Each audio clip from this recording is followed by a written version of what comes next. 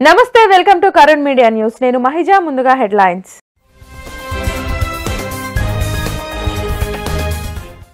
ఆరోగ్యవంతమైన సమాజం క్రీడలతోనే సాధ్యం ఆటలంటే చాలా ఇష్టమన్న కృష్ణదాస్ గిడుగు రామ్మూర్తికి ఘన నివాళి తెలుగును బతికిద్దాం తెలుగువారిగా జీవిద్దామని పవన్ పిలుపు తెలుగు సంస్కృతానికి తేడా తెలియని వైసీపీ పాలన జగన్ ప్రభుత్వంపై చంద్రబాబు లోకేష్ విమర్శలు కొనసాగుతున్న బండి పాదయాత్ర సంగ్రామ యాత్రకు భారీ స్పందన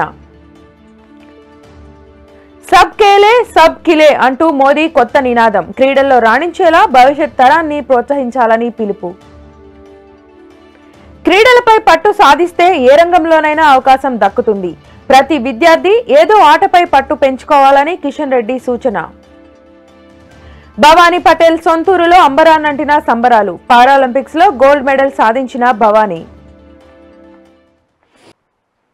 ఇక వార్తల వివరాల్లోకి వెళ్తే ఆరోగ్యవంతమైన సమాజం కావాలంటే క్రీడాకారులను ప్రోత్సహించాలని ఉప ముఖ్యమంత్రి ధర్మాన కృష్ణదాస్ అన్నారు ఉప ముఖ్యమంత్రిగా క్రీడలంటే తనకు చాలా ఇష్టమని ఏపీలోని అన్ని జిల్లాలకు క్రీడాకారుడిగానే తాను తెలుసునని కృష్ణదాస్ తెలిపారు క్రీడలతోనే తనకు గుర్తింపు వచ్చిందన్నారు రాష్ట్ర ప్రభుత్వాలు స్పోర్ట్స్ కు ప్రాధాన్యత ఇవ్వాల్సిన అవసరం ఉందని తెలిపారు హాకీ దిగ్గజం మేయర్ ధ్యాన్ చంద్ జయంతి పురస్కరించుకొని శ్రీకాకుళం జిల్లాలోని ఎన్టీఆర్ ఎంహెచ్ స్కూల్ మైదానంలో జాతీయ క్రీడా దినోత్సవ వేడుకలు నిర్వహించారు ఈ వేడుకలకు డిప్యూటీ సీఎం ధర్మాన కృష్ణదాస్ ముఖ్య అతిథిగా హాజరయ్యారు ఈ సందర్భంగా ప్రైవేట్ సంస్థల ఆధ్వర్యంలో ఏర్పాటు చేసిన AP shooting academy Vikrant badminton అకాడమీలను ఆయన ప్రారంభించారు మరి అటువంటి నాకు కాలేజీల్లో కానీ మరి స్కూల్స్లో కానీ ఉద్యోగంలో కానీ ప్రతి దగ్గర కేవలం నేను క్రీడాకారుడిని అవ్వడం వల్ల మాత్రమే నాకు అవకాశం వచ్చిందని మీకు తెలియజేస్తున్నా ప్రతిరోజు సాయంకాలం 4 నుంచి కనీసం 6:30 వరకు నేను గ్రౌండ్లోనే ఉండేవాడిని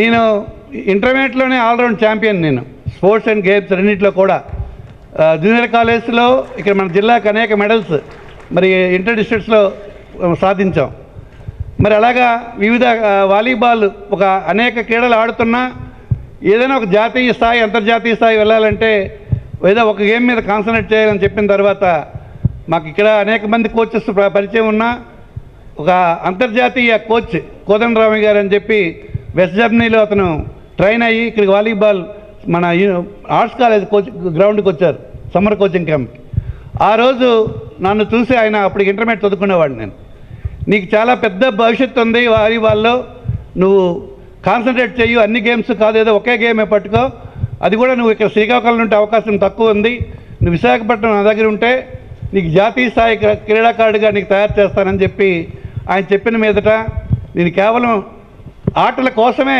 విశాఖపట్నం వెళ్ళి డిగ్రీలో చేరడం జరిగింది నేను బుల్లయ్య కాలేజీలో డిగ్రీ బీకామ్ అక్కడ జాయిన్ అయిన ఫస్ట్ సంవత్సరమే మరి ఆంధ్ర యూనివర్సిటీ తరఫున సౌత్ జోన్ యూనివర్సిటీ వాలీబాల్ ప్లేయర్గా సెలెక్ట్ అయ్యాను అప్పటి నుంచి కంటిన్యూస్గా 5 సార్లు సెలెక్ట్ అయ్యాను యూనివర్సిటీస్కి south zone all India university కూడా సెలెక్ట్ అయ్యాను ఆ తర్వాత కలెక్టర్ 25th నేషనల్ కలెక్టర్లు కూడా మరి నేషనల్స్కి మన ఆంధ్రప్రదేశ్ తరఫున సెలెక్ట్ అయ్యి ఆనాడు 11 సంవత్సరాల తర్వాత ఆంధ్రప్రదేశ్కి బ్రాంజ్ మెడల్ వచ్చినటువంటి సందర్భం ఈ నేషనల్స్లో పార్టిసిపేట్ చేసినప్పుడు అలాగే ఆల్ ఇండియాలో కూడా ఆంధ్ర యూనివర్సిటీకి సెకండ్ ప్లేస్ వచ్చింది తర్వాత నేను ఉద్యోగంలో చేరాను స్టీల్ అథారిటీ ఆఫ్ ఇండియా లిమిటెడ్లో central marketing organisation transport and shipping విశాఖపట్నంలో చేరితే నేను చేరిన తర్వాత ఆల్ ఇండియా స్టీల్స్ మన విశాఖపట్నం సీఎంఓ కొట్టింది అటువంటి మనం మెడల్స్ వించాలన్నా మన గౌరవం పెరగాలన్నా మన ఉద్యోగం సంపాదించాలన్నా ఈవేళ మీ అందరికీ తెలుసు మరి షటిల్లో పివి సింధు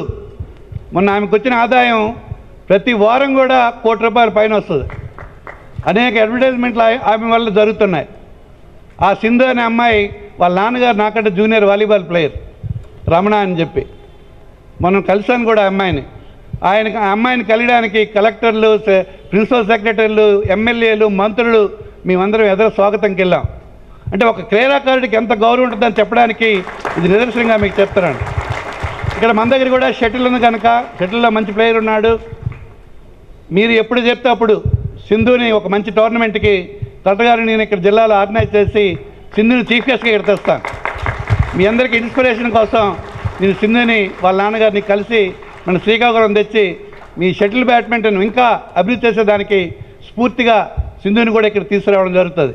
మీ అందరికీ నేను మాటిస్తున్నాను. ఇప్పుడు ఎప్పుడూ పలు సమీక్షలతో బిజీగా ఉండే మంత్రి వెల్లంపల్లి ఛాన్స్ దొరికితే చాలు నియోజకవర్గ ప్రజలతో మమేకమైపోతున్నారు. టీ-షర్ట్స్, జీన్స్ వేసుకొని సెక్యూరిటీ లేకుండా నియోజకవర్గంలోని నేతలతో సామాన్య మనిషిలా వీధులన్నీ చక్కర్లు కొడుతున్నారు. నియోజకవర్గంలోని ప్రజల సమస్యలను తెలుసుకొని అక్కడికక్కడే పరిష్కరిస్తున్నారు. సామాన్య టీ షాపుల వద్ద కూర్చొని నియోజకవర్గ ప్రజలతో ముచ్చటిస్తున్నారు. ఇవాళ ఉదయం నియోజకవర్గంలోని సౌమరంగా చౌక్ నుండి శివాలయం వీధుల మీదుగా మెయిన్ బజార్ వరకు రోడ్లను పరిశీలించారు. అనంతరం వీధిలోని బేకరీ వద్ద టీ స్టాల్లో స్థానికులతో కలిసి మంత్రి టీ తాగారు.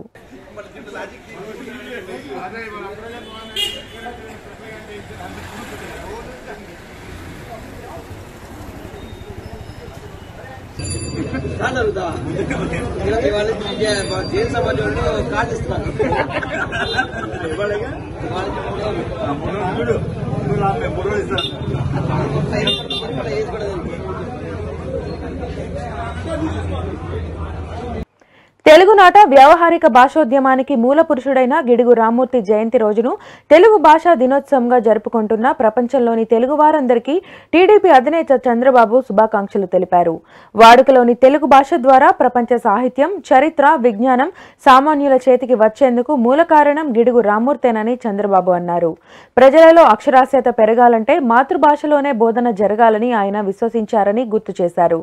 తెలుగు సంస్కృతానికి తేడా తెలియని వైసీపీ పాలనలో గిడుగు ఆకాంక్షలు నీరుగారిపోతున్నాయని చంద్రబాబు ఆవేదన వ్యక్తం చేశారు. బోధనా భాషగా, పాలనా భాషగా ఉన్నప్పుడే ఏ భాషకైనా మరింతగా రాణింపు ఉంటుందని, తెలుగు భాషకు ఆ ప్రాప్తం లేకుండా జగన్ ప్రభుత్వం చేస్తోందని చంద్రబాబు మండిపడ్డారు. తెలుగును బతికిద్దాం, తెలుగువారిగా జీవిద్దామని జనసేన అధినేత పవన్ కళ్యాణ్ పిలుపునిచ్చారు. తెలుగువారికి తెలుగు భాషా దినోత్సవ శుభాకాంక్షలు తెలిపారు. గిడుగు రామ్మూర్తి జయంతిని తెలుగు భాషా దినోత్సవంగా జరుపుకోవడం మన అదృష్టమని పేర్కొన్నారు. ఇటాలియన్ ఆఫ్ ఈస్ట్, అజంతా భాష, అమర భాష తెలుగు అని ఆయన వ్యాఖ్యానించారు. నేటి పాలకులు తెలుగు కనుమరుగైపోయే చర్యలకు పాల్పడుతున్నారని దుయ్యబట్టారు. దేశంలో 2వ స్థానంలో ఉన్న తెలుగు ఇప్పుడు 5వ స్థానానికి పడిపోయిందని ఆందోళన వ్యక్తం చేశారు. భాష అంతరించిపోతే జాతి మొత్తం అంతరించిపోతుందని, పిల్లలను ఆంగ్ల మాధ్యమంలో చదివించినా తెలుగు నేర్పించడంలో శ్రద్ధ వహించాలన్నారు. అమ్మ భాషను బతికించుకోవడానికి తెలుగు వారందరూ నడుం కట్టాలని పవన్ కళ్యాణ్ పిలుపునిచ్చారు. గిడుగు రామ్మూర్తి కృషి వల్లనే ఆ కాలంలో ఏ కొద్ది మందికో పరిమితమైన చదువు, రచన అనేవి వాడుక భాషలో సాగి అందరికీ అందుబాటులోకి వచ్చాయని టీడీపీ జాతీయ ప్రధాన కార్యదర్శి నారా లోకేష్ అన్నారు. తెలుగు భాషా దినోత్సవం సందర్భంగా తెలుగు భాష అభివృద్ధి, వ్యాప్తి కోసం తన జీవితాంతం కృషి చేసిన గిడుగు రామ్మూర్తి జయంతిని తెలుగు భాషా దినోత్సవంగా జరుపుకుంటున్నామన్నారు. తెలుగు విశ్వవిద్యాలయాన్ని స్థాపించడం దగ్గర నుంచి పాలనలో తెలుగును ప్రవేశపెట్టడం వరకు తెలుగు భాష వ్యాప్తికి, సంరక్షణకు నడుం కట్టింది టీడీపీయేనని అన్నారు. మా తెలుగు తల్లికి మల్లెపూదండ అన్న పాటను వినడానికి కూడా ఇష్టపడని వైసీపీ పాలకుల నుంచి తెలుగు భాషను కాపాడుకుందామన్నారు. తెలుగు భాషా దినోత్సవం సందర్భంగా ఉపరాష్ట్రపతి వెంకయ్యనాయుడు శుభాకాంక్షలు తెలిపారు. వ్యావహారిక భాషోద్యమానికి శ్రీకారం చుట్టిన గిడుగు రామ్మూర్తి పంతులు స్మృతికి నివాళులు అర్పించారు. భాషను కాపాడుకుని ఉన్నతంగా తీర్చిదిద్దడమే మనం ఆయనకిచ్చే ఘన నివాళి అన్నారు. భాష అంటే మన మూలాలను తెలియజెప్పి ముందుకు నడిపే సారథని వెల్లడించారు. తెలుగు సంస్కృతి పెంపొందించుకోవడాన్ని బాధ్యతగా గుర్తెరగాలంటూ వెంకయ్య ట్వీట్ చేశారు. గుంటూరులో గిడుగు రామ్మూర్తి జయంతి వేడుకలు బీజేపీ శ్రేణులు ఘనంగా నిర్వహించారు. తెలుగు భాషను రక్షించుకునేందుకు ఏపీ బీజేపీ జరుపుతున్న తెలుగు భాషా వారోత్సవాలలో భాగంగా ఈ కార్యక్రమం నిర్వహించారు. గిడుగు రామ్మూర్తి చిత్రపటానికి పూలమాల వేసి నివాళులర్పించారు. ఈ కార్యక్రమంలో బీజేపీ సీనియర్ నేతలు కన్నా లక్ష్మీనారాయణ, రావెల కిషోర్ బాబు, జిల్లా అధ్యక్షులు పాటిబండ్ల రామకృష్ణతో పాటు పలువురు ముఖ్య నాయకులు పాల్గొన్నారు.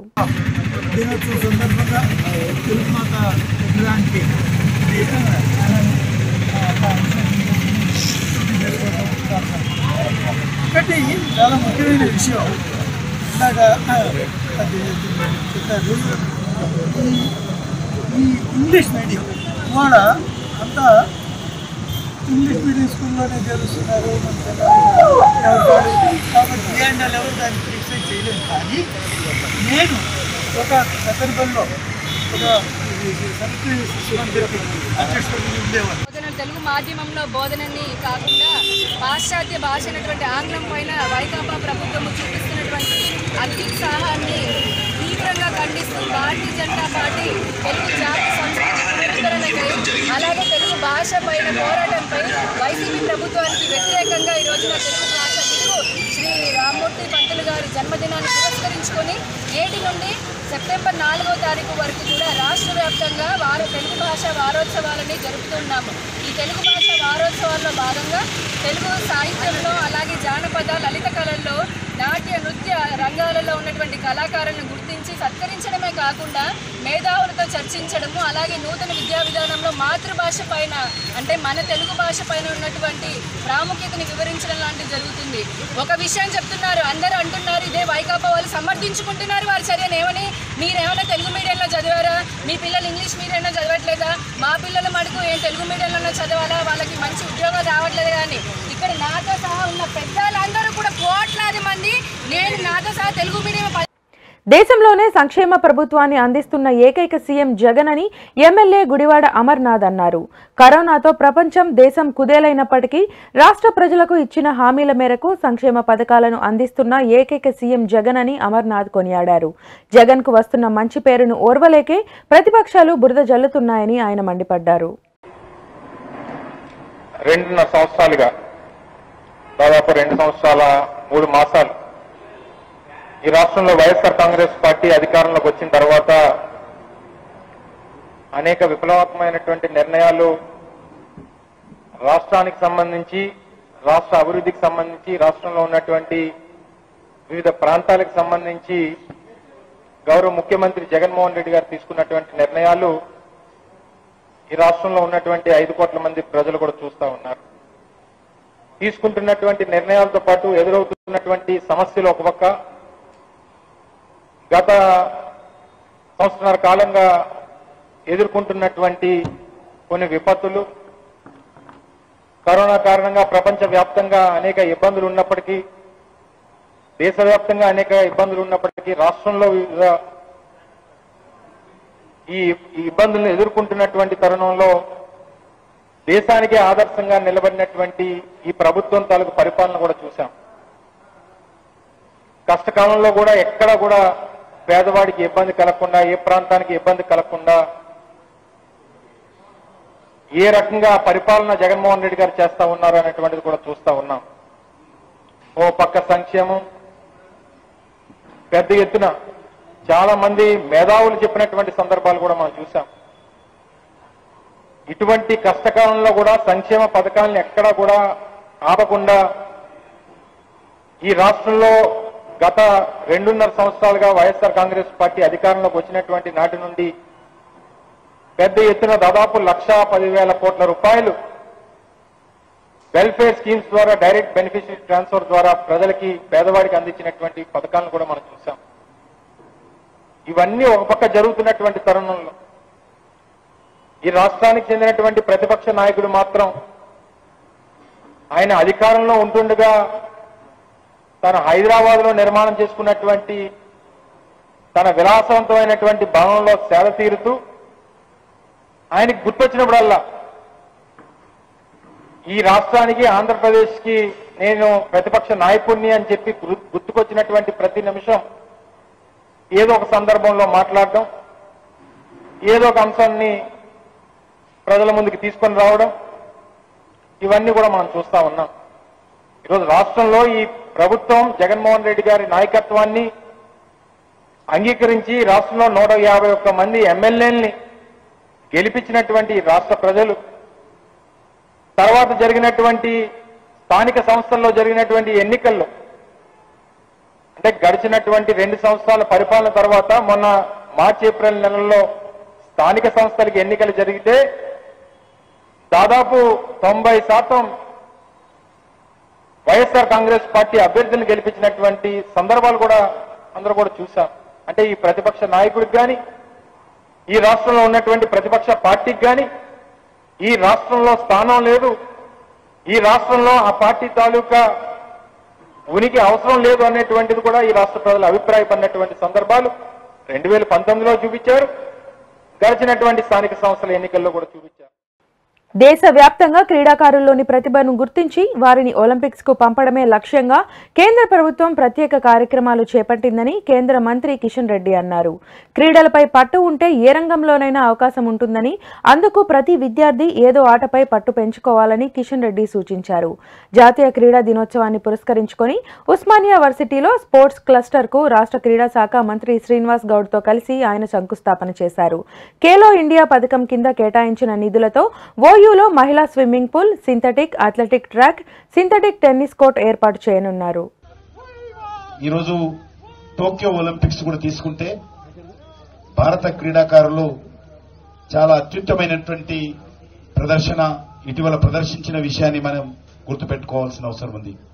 పథకాల గురించి పక్కన పెడితే క్రీడాంశాల్లో మన క్రీడాకారులు చాలా మెరుగైనటువంటి ఫలితాలను సాధించిన విషయాన్ని కూడా ఈ సందర్భంగా నేను మనవి చేస్తున్నాను. రూపకల్పన చేసి మరి అమలు చేస్తున్న విషయాన్ని ఈ సందర్భంగా మనవి చేస్తా ఉన్నాను. క్రీడలంటే ఒక కోర్టే కాదు, క్రీడలంటే ఒక ఎక్విప్మెంటే కాదు, క్రీడలంటే అనేక రకాలుగా మోటివేట్ చేయాల్సినటువంటి అవసరం ఉంది. క్రీడలను ప్రోత్సహించాలంటే అనేక రకాలుగా సహకారం అందించాలి.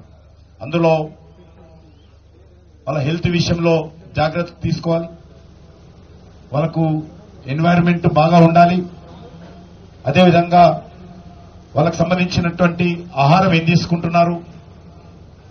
ఈరోజు క్రీడలకు సంబంధించి మిడిల్ క్లాస్ మధ్యతరగతి కుటుంబాలకు సంబంధించినటువంటి పిల్లలే ఎక్కువ ఆడతారు. కాబట్టి వాళ్ళకు సంబంధించినటువంటి ఆహారం విషయంలో అన్ని రకాలుగా జాగ్రత్తలు తీసుకోకపోతే వాళ్ళు మనము మరి క్రీడాకారులుగా తీర్చిదిద్దడం చాలా కష్టంగా ఉంటుంది. ఖేలో ఇండియాలో ప్రతిభను వెలికి తీసుకురావడం, భవిష్యత్తు క్రీడా ప్రతిభను ముందుకు తీసుకురావడం అనేటువంటిది మన ముందున్నటువంటి సమస్య. అందులో ఈ యొక్క ఒలింపిక్స్ ను దృష్టిలో పెట్టుకుని భారత ప్రభుత్వము ఒక ప్రత్యేకమైనటువంటి స్కీమ్, టాప్స్ అనేటువంటి ఒక స్కీమ్ ను ప్రారంభించింది. ఆ స్కీమ్ ద్వారా టార్గెట్ ఒలింపిక్ పేరుతోటి మరి క్రీడాకారులకు అన్ని రకాలుగా అంతర్జాతీయ స్థాయిలో వాళ్ళకి హెల్త్ విషయంలో కావచ్చు, ఫిట్నెస్ విషయంలో కావచ్చు, క్రీడలకు సంబంధించినటువంటి ట్రైనింగ్ కావాల్సినటువంటి ఎక్విప్మెంట్ విషయంలో కావచ్చు, వాళ్ళకి ఆహారం కావచ్చు, వాళ్ళకి సంబంధించినటువంటి మరి అన్ని రకాలుగా అంతర్జాతీయ స్థాయిలో వాళ్లకు సెలెక్ట్ చేసి అన్ని క్రీడల్లో టాప్ స్కీమ్ కింద అత్యంత ప్రతిభ కనబరుస్తున్నటువంటి విద్యార్థులను సెలెక్ట్ చేసి వాళ్ళను ఒలింపిక్స్ కు తయారు చేసేటువంటి కార్యక్రమం భారత ప్రభుత్వం ప్రారంభించింది. దానిలో కారణంగానే ఇటీవల ఎవరైతే మరి ఒలింపిక్స్ లో ప్రతిభ కల్పించారో వాళ్ళందరూ కూడా టాప్ స్కీమ్ కింద మనం ముందుకు తీసుకురావడం జరిగింది. మనం చూస్తా ఉన్నాం ఈరోజు ఈ యొక్క టాప్ స్కీమ్ లో ఉన్నటువంటి వాళ్ళే చాలా మంది, అది ఆ క్రీడల్లో మేరీకోమ్ కావచ్చు, మీరాబాయి చాన్ కావచ్చు. మీరాబాయి చాన్ నేను కలిశాను స్వయంగా. అమ్మాయి హెల్త్ ప్రాబ్లం ఉంటే భారత ప్రభుత్వము అమెరికాకు పంపించి అమెరికాలో అమ్మాయికి కావలసినటువంటి ట్రీట్మెంట్ చేయించి అమెరికాలోనే కోచ్ ఏర్పాటు చేసి అమెరికాలోనే ఆమెకు డాక్టర్ ఏర్పాటు చేసి అక్కడనే ట్రైనింగ్ ఇచ్చి అమ్మాయిని మరి రోజు ఒలింపిక్స్ పంపిస్తే అద్భుతంగా ప్రతిభ కనపరిచి మరి మనకు పథకాన్ని తీసుకురావడం జరిగింది. తెలంగాణ బీజేపీ రాష్ట్ర అధ్యక్షుడు బండి సంజయ్ ప్రజా సంగ్రామ యాత్ర రెండో రోజు కొనసాగుతోంది. సంగ్రామ యాత్రకు జనం భారీ సంఖ్యలో వచ్చారు. ఇవాళ మెహదీపట్నం, టోలీచౌక్, షేక్పేట్, గోల్కొండ కోట, లంగర్ హౌస్ మీదుగా పాదయాత్ర సాగింది. బండి వెంట ముఖ్య నేతలు డీకే అరుణ, గరికపాటి, బాబు మోహన్, రాజాసింగ్, స్వామి గౌడ్, పొంగులేటి, వివిధ మోర్చాల అధ్యక్షులు తదితరులు పాల్గొన్నారు. పాదయాత్ర అనంతరం సాయంత్రం 4 గంటలకు గోల్కొండ కోట వద్ద ఏర్పాటు చేసిన సభలో బండి సంజయ్ ప్రసంగించారు. రాత్రికి బాపుఘాట్లో సంజయ్ బస చేయనున్నారు.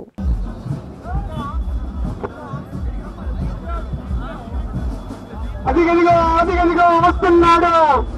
నియంతృత్వ పాలన, రాజకీయ కుటుంబ పాలన, అవినీతి పాలన అంతమొందించడానికి మన రామునిగా వానర సైన్యంతో మన ముందుకు బయలుదేరి వస్తున్నాడు మన బండి సంజయన్న గారు.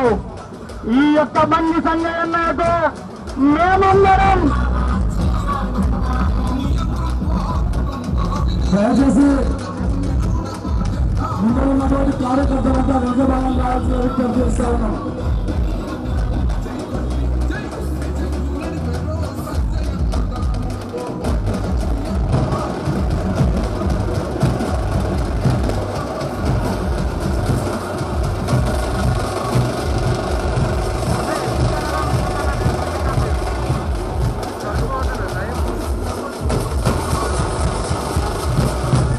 ఈ యొక్క ప్రజా సంగ్రామ యాత్రకు బండి అన్న సంజయ్ గారి నాయకత్వాన్ని బలపరుస్తూ ఇక్కడికి వచ్చేస్తున్నటువంటి అపూర్వమైనటువంటి టోక్యో ఒలింపిక్స్ ద్వారా ప్రస్తుతం ప్రతి ఒక్కరూ ఆటల గురించే చర్చించుకుంటున్నారు.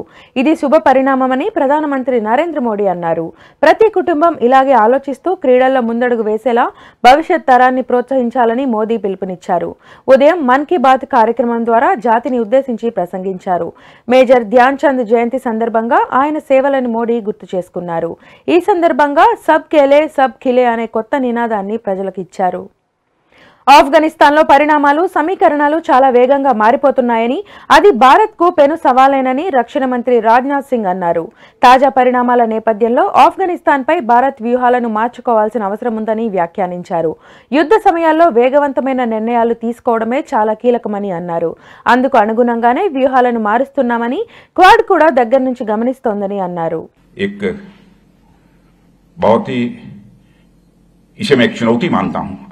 अपने लोगों के लिए भी, और इन परिस्थितियों ने आज हमारे देश को अपनी स्ट्रेटेजी पर सोचने के लिए मजबूर किया है. इसमें बहुत डिटेल में नहीं जाना चाहूंगा.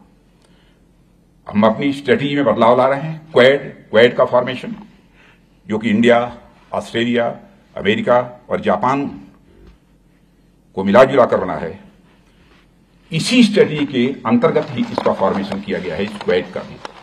साथियों, नए युग में नेशनल सिक्योरिटी के हर एक डायमेंशंस को जब तक एक फ्रेम में रखकर नहीं देखा जाता है, तब तक इसके खतरे हमारे लिए सदैव बने ही रहेंगे. मैं मानता हूं कि यह इंस्टीट्यूशन इन चुनौतियों से निपटने के लिए आपको ट्रेंड भी करेगा और साथ ही इक्विप्ड भी करेगा. టోక్యోలో జరుగుతున్న పారాలింపిక్స్ లో గోల్డ్ మెడల్ సాధించిన భవానీ పటేల్ సొంతూరు మెహసానా పట్టణంలో సంబరాలు అంబరాన్నంటాయి.